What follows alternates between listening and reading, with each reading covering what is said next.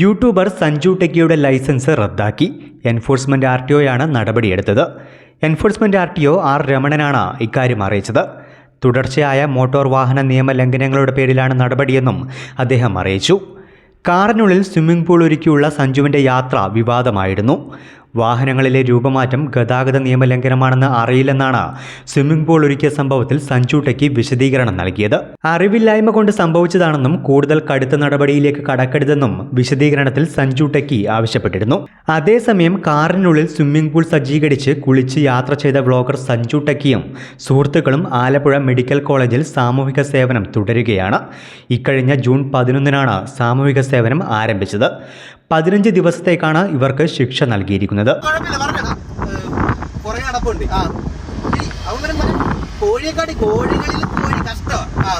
യൂട്യൂബിൽ 4 ലക്ഷം ഫോളോവേഴ്സുള്ള സഞ്ജു ടെക്കി 2 ആഴ്ച മുൻപാണ് സ്വന്തം വാഹനമായ ടാറ്റ സഫാരിയിൽ സ്വിമ്മിംഗ് പൂൾ ഒരുക്കിയത്. കാറിന് നടുവിലെ 2 സീറ്റുകൾ മാറ്റി പകരം പ്ലാസ്റ്റിക് ടാർപോളിൻ കൊണ്ട് സ്വിമ്മിംഗ് പൂൾ തയ്യാറാക്കി. തുടർന്ന് 3 സുഹൃത്തുക്കൾക്കൊപ്പം അമ്പലപ്പുഴയിലെ റോഡിലൂടെ കാറിനുള്ളിൽ കുളിച്ചുകൊണ്ട് യാത്ര ചെയ്യുകയായിരുന്നു. ഇതിന്റെ ദൃശ്യങ്ങൾ യൂട്യൂബിൽ പോസ്റ്റ് ചെയ്തു. യാത്രയ്ക്കിടയിൽ ടാർപോളിന് ചോർച്ചയുണ്ടായി വെള്ളം കാറിനുള്ളിൽ പടർന്നു. എഞ്ചിനിലടക്കം വെള്ളം കയറി. വശത്തെ സീറ്റിലെ എയർ ബാഗ് പൊട്ടിത്തെറിക്കുകയും ചെയ്തു. ഇതോടെ ഇവർ വെള്ളം മുഴുവൻ റോഡിലേക്ക് ഒഴുക്കിവിട്ടിരുന്നു. യൂട്യൂബിലെ ദൃശ്യങ്ങൾ ശ്രദ്ധയിൽപ്പെട്ട RTO എൻഫോഴ്സ്മെന്റ് വിഭാഗം കാർ കസ്റ്റഡിയിലെടുക്കുകയായിരുന്നു.